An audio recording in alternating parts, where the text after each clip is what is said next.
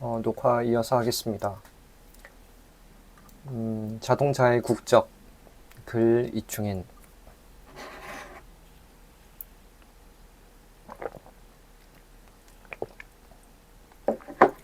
나는 자동차를 좋아한다. 오늘은 자동차에 대한 간단한 견해를 내비치려 한다. 우 프로젝트는 우리의 무언가를 20, 30대인 청년의 입장에서 찾아보려는 시도다.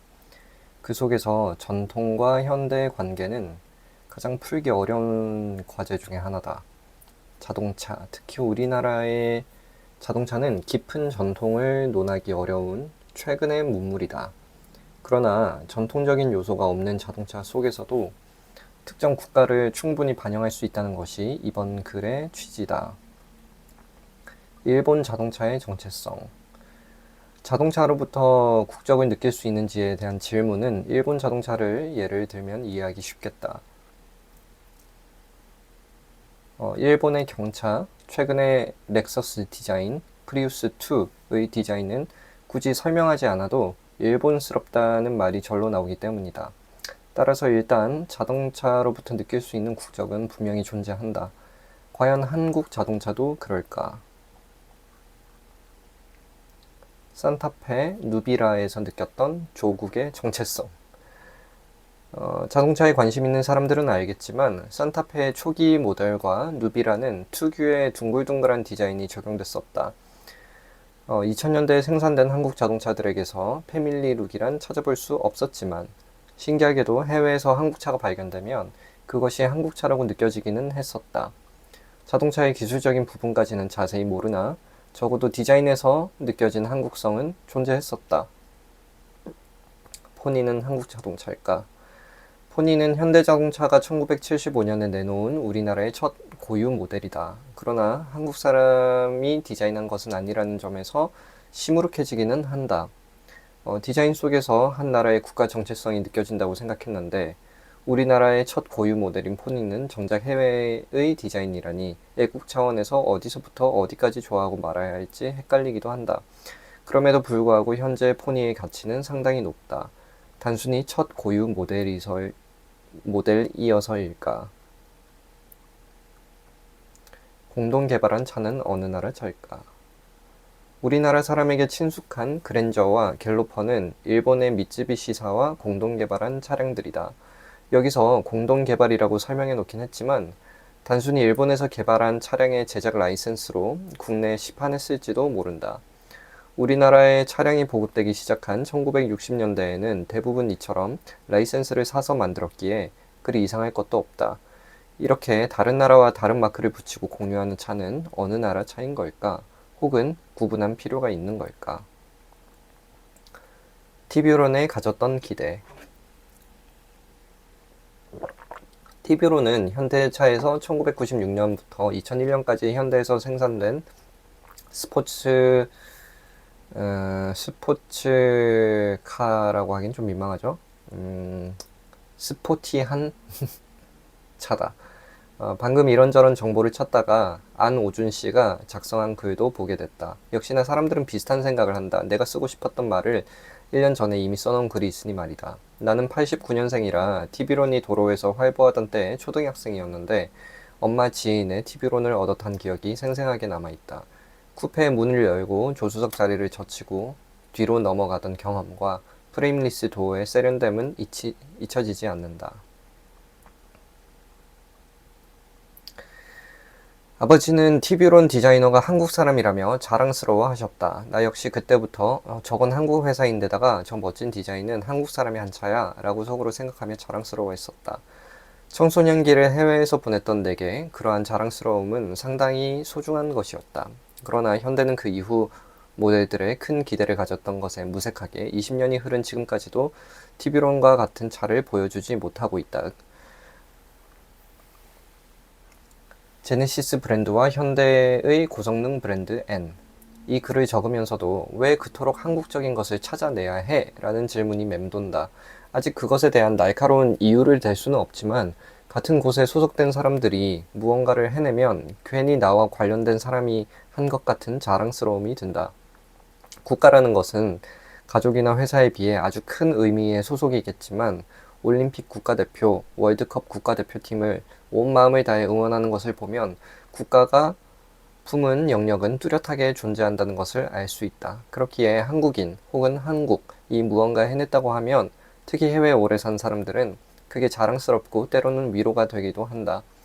현대나 삼성을 자주 욕하면서도 한편으로는 국가대표격 기업으로서 응원하고 싶은 마음이 늘 한쪽 구석에 있다. 그런 현대가 뭔가 좀 더 잘해보겠다고 제네시스 브랜드도 론칭을 하고 고성능 브랜드도 곧 론칭을 하는데 나 같은 사람은 긴장하고 지켜볼 뿐이다. 이게 지금 거의 10년 전, 8년 전, 9년 전 글이라서 그런데 엄청나게 됐죠. 네, 이 부분에 있어서는 이런 미래에 사는 것이 자랑스럽습니다. 2세대 제네시스는 국내외에서 많은 호평을 받았다. 그러나 여전히 뚜렷한 한국만의 정체성이 결여되어 있다고 느끼는 사람은 나뿐인 걸까? 여기저기서 좋은 점을 가져와 짬뽕을 만들어 놨다는 생각을 지울 수가 없다. 어쩌면 그것이 나와 성민이 형이 이 프로젝트에서 찾는 한국성의 핵심이 아닐까 싶다.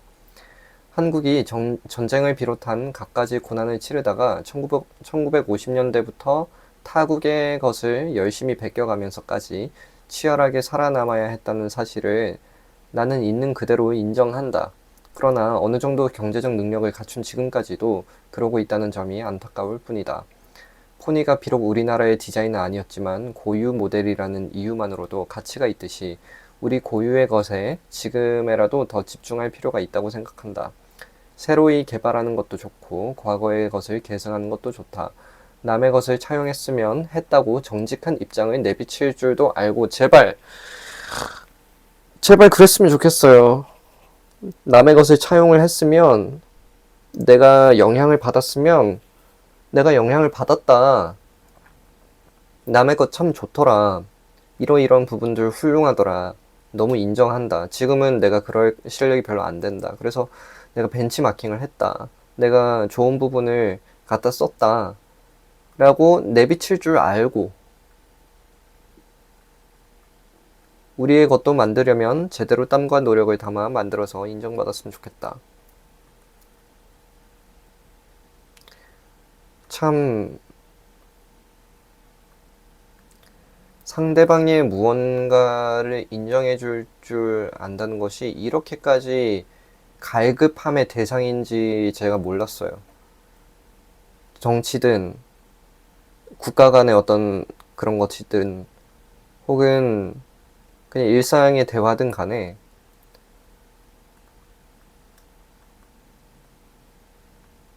어쩜 그렇게까지 얕을까? 상당히 많은 사람들이.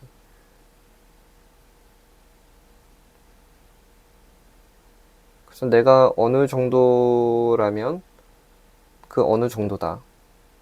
대부분은 못난 거겠죠. 나는 실력이 없어. 나는 멋지지 않아. 나는 매력이 없어. 나는 이런 것들을 만들어낼 능력이 없어. 난 똑같은 시간을 투자를 해도 저 사람만큼 할 수가 없어. 저 국가만큼 할 수가 없어. 저 회사만큼 할 수가 없어. 라는 것이 있을 수 있잖아요. 그러니까 나의 장점은 부각을 하되 나의 단점은 가리는 것이 통상적인 건데 왜 그러는지 이해를 하는데 너무 심하다. 때로는 그렇지 않고 나의 장점을 부각을 하고 나의 단점도 아주 정직하게, 아주 건강하게, 아주 객관적이게 잘 해석을 하면 그럼 나 스스로에게도 건강하고 상대방에게도 어느 정도 리스펙을 받을 수 있거든요. 리스펙을 못 받을 수도 있죠. 상대방이 나의 그 약점을 보고 너 그것밖에 못하는 놈. 너 그런 것, 너 과거에 그랬었지. 이런 것들 가지고 공격을 당할 수 있을지언정 그것까지 일부 감안해야 한다고 생각을 해요. 쉽지 않지. 감추고 싶지. 웬만하면 저 사람을 이겨먹고 싶고 웬만하면은 나의 그것을 왜 내가 바보처럼 부각을 해? 라는 입장 저도 많이 느끼지만 너무 심하다. 그래서 야, 너의 말이 일리가 있네. 내가 그 부분까지는 생각을 못했네. 이런 어떤 태도 너무 있었으면 좋겠어요. 그게 없다 보니까 국민들을 바보로 만들어 놓는 사건이 많이 일어나거든요. 예를 들면 뭐 새우깡이라든지 그런 수많은 종류의 과자들 있잖아요. 그 대부분은 일본에서 온 거거든요. 많은 부분들이. 그리고 김밥 이런 게 저는 한국의 음식으로서 인정을 받아야 된다고 생각을 해요. 왜냐면 한국만의 김밥이 분명히 존재를 하고 오랜 기간 동안 우리가 김밥을 정말 애용하고 사랑하고 당연시 여겨왔기 때문에 저는 그게 되게 한국적인 거라고 생각을 합니다. 근데 그것의 오리진이 일본으로부터 영향을 받았냐고 물어보면은 저는 인정할 수 있어야 된다고 생각을 해요. 그래서 일본의 뭐 후토마키라든지 다른 것으로부터 당연히 영향을 받았겠죠. 근데 그 후토마키나 다른 것들이 또 우리나라에 더 거슬러 나서 영향을 받았을 수도 있지만 그것을 막 입에 거품 물고 막 드셔내려는 사람들이 있거든요. 좀 그러지 않았으면 좋겠다는 생각이 들죠. 예를 들면 우리나라에서 라면이 일본에서부터 오지 않은 거라고 인정하는 사람이 상대적으로 적죠. 라면은.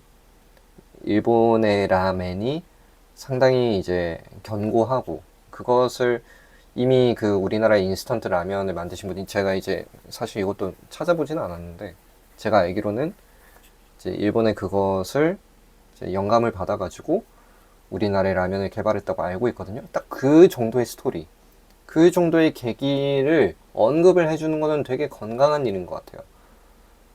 그런데 우리나라의 이 인스턴트라고, 해외에서는 인스턴트라고 생각하는 이 많은 음식들이, 사실 이렇게 등한시 되는 경향이 있는데, 우리나라에서는 라면이 인스턴트 식품임에도 불구하고 되게 우리 국민 정서 속에 엄청나게 큰 영향력을 가지고 있는 음식이란 말이죠. 그런 독특한 문화까지도 다 우리의 것이란 말이에요. 거기에 대해서는 누군가가 야 그거 참 희한하다 참 특별하다 했을 때 그래 고마워 할 줄 알고 야 이건 너네들이 개발한 거야? 우리들이 개발했는데 영향을 어디서 받기는 했었어. 저들의 것도 참 좋더라. 근데 우리의 것은 우리 방식대로 좀 바꿨는데 이것도 좀 괜찮지 않아? 뭐 이렇게 비비려면은 뭐 비빌 수 있는지 모르겠지만 하면서 좀 약간의 겸손한 위트도 좀 갖고 그러면은 있는 그대로의 장점만 필터가 처음부터 되기 때문에 그거에 훨씬 더 강력한 장점이 될 수 있다고 저는 생각을 해요.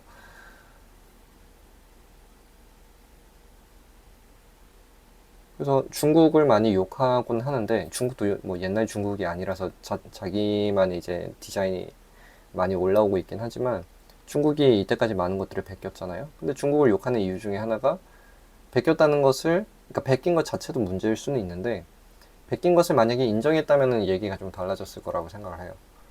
중국이 만약에 우리들은 너무 이러한 능력이 없어서 미안하지만 이거로부터 영향을 많이 받았고 그거를 다듬을 실력조차도 없어서 그냥 있는 그대로 베꼈어 라고 한다면 여전히 욕은 먹겠죠. 그렇게 베끼는 게 상도덕이 아니니까. 그럼에도 불구하고 그걸 인정한다는 것은 의미가 있다고 생각을 해요. 그러니까 욕 먹고 말고 뭐 이렇게 그것이 두려워서 그것을 안 하고 싶어가지고 은폐하고 엄폐하고 하는 그런 것들이 좀 덜 했으면 좋겠습니다. 옆으로 샜는데 경제적 잣대만으로는 이제 가치를 가려낼 수 없다는 것을 여전히 모르는 사람이 많은 걸까. 무슨 말 하고 있었는지 기억도 안 나네요. TV론을 상어라는 참신한 모티브로 디자인하기 위해 수천 장의 스케치를 그려가면서까지 만들어내고 한정판 모델까지 만드는 애정을 넣은 것처럼 앞으로 제작하는 차량들도 그런 정직한 열정으로 만들어줬으면 한다. 그래서 그래도 다행인 게 현대 N 디비전이 물론 M의 짝퉁이라는 소리를 듣죠. 하지만 자체적으로 정말 많은 노력을 했어요. 지난 몇 년 동안. 어, 독일의 알버트 비어만 형님, 그 기술자를 이제 모셔가지고 그 사람이 이제 BMW의 M을 만든 사람이니까 우리나라의 M스러움이 N에 있더라도 뭐 사실 그건 당연한 거고 어떻게 보면 암묵적으로 인정을 한 거죠. 우리가 독일의 그런 것을 인정을 하고 차용을 해왔다. 뭐 이런 거니까. 하지만 우리나라만의 어떤 스타일이 있다라고 이제 내비치는데 그게 요즘 이제 아이오닉 5N부터 시작해서 아주 대단하게 인정을 받았기 때문에 저는 거기에 대해서 자부심을 느껴도 된다고 생각을 합니다.